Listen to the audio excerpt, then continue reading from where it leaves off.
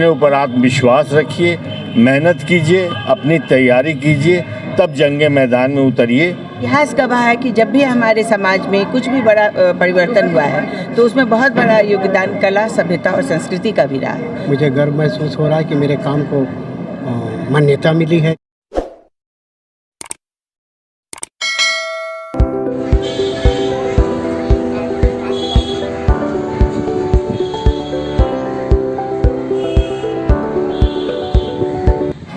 नमस्कार, बिहारी शान में आपका स्वागत है। मैं हूँ ऋचा यादव।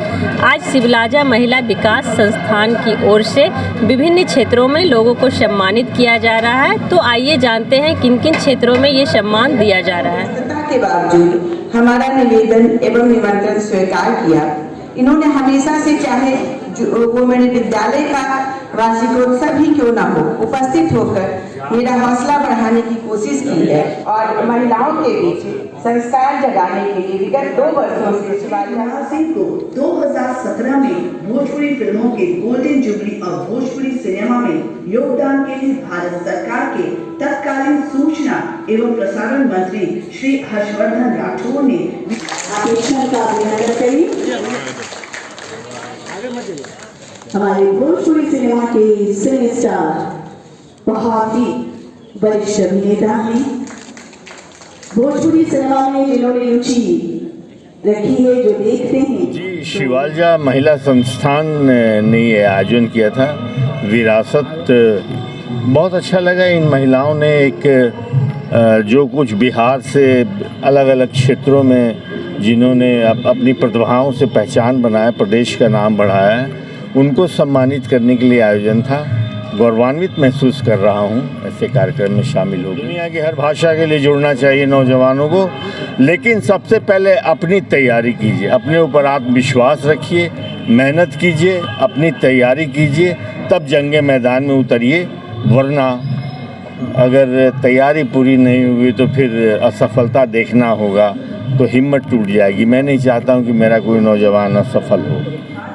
महत्वपूर्ण योगदान दिया है आशुतोष गगन, जिन्हें लोग गगन प्रसाद के नाम से भी जानते हैं, बिहार के उन गिनी चुने।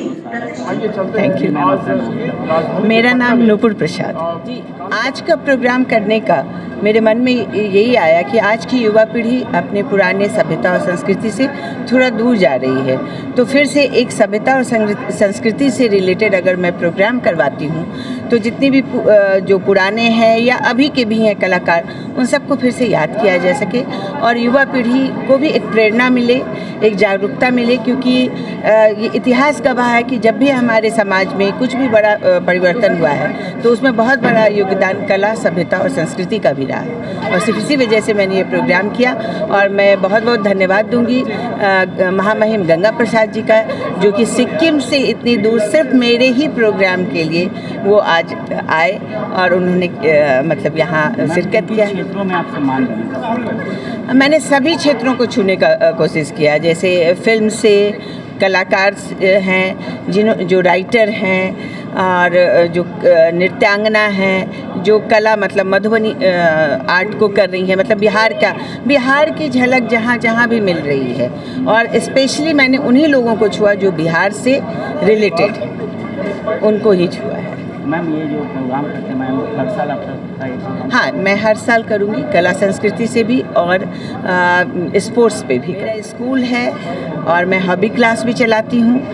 मुझे यही लगता है कि शिक्षा और कौशल विकास के द्वारा अभी कुटीर उद्योग का भी हमने शुरू किया है, जहाँ की महिलाओं को हर तरह का प्रशिक्षण दिया जाएगा ताकि वो आत्मनिर्भर बन सके और सर्टिफिकेट कोर्स भी करवाया जाएगा।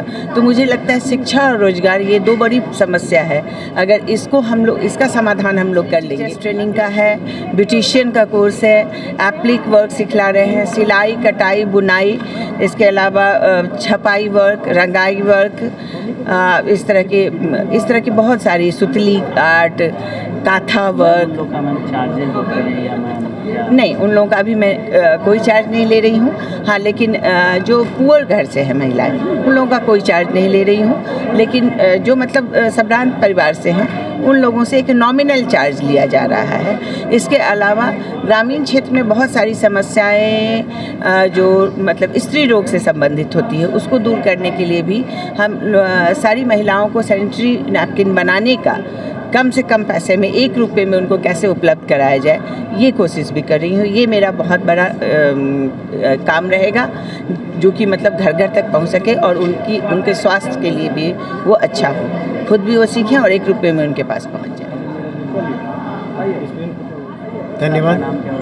गुप्तेश्वर कुमार। सर, आपको किस क्षेत्र में सम्मान मिला? देखिए, मैं जहाँ आप खड़े हैं कालिदास रंगाले के मंच पर, ये बिहार आर्ट थिएटर की कृति है, बिहार आर्ट थिएटर के अधीन आता है। और इस बिहार आर्ट थिएटर में मैं 1972 से एक कलाकार की हैसियत पे काम कर रहा हूँ। आज निदेशक परिषद का सदस्य हूँ, बिहार नाट्य कला प्रशिक्षणालय का उप प्राचार्य हूँ और नाटकों में लेखन, निर्देशन, अभिनय 50 से ऊपर अब गिनाने की कोई आवश्यकता नहीं है, एक लंबी दूरी तय की है। और इसी वजह से विरासत वालों ने ये सम्मान दिया है। औरों के साथ मुझे गर्व महसूस हो रहा है कि मेरे काम को मान्यता मिली है, रिकॉग्निशन मिला है। सर, जो लोग नहीं जुड़े हुए हैं इस क्षेत्र से, सर, उसको कैसे जोड़ने के लिए आप? देखिए, मेरे बारे में अगर आप बात करें तो मैंने कोशिश करी है। मैं अपने नाटकों के माध्यम से कोशिश करता हूं कि ज़्यादा से ज़्यादा कलाकारों को मौका दिया जाए।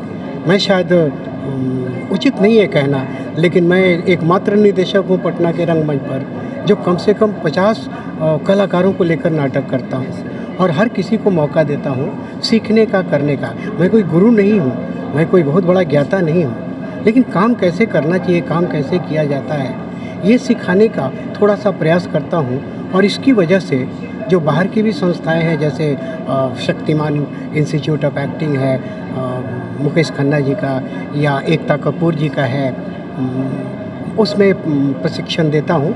कोशिश होगी कि आगे भी इस संस्था के माध्यम से, जैसा आज इन्होंने एक घोषणा की कि एक इंस्टीट्यूट ऐसा जिसमें सारे तकनीकी पहलुओं को देखते हुए और परिपक्व कलाकार बनाया जाए, उसमें मौका देने की कोशिश करूँगा। मेरा एक छोटा सा प्रयास है। कुछ लोग हैं जिनको मैं खड़ा कर पाया हूँ अभिनय के क्षेत्र में, यही मेरी उपलब्धि है।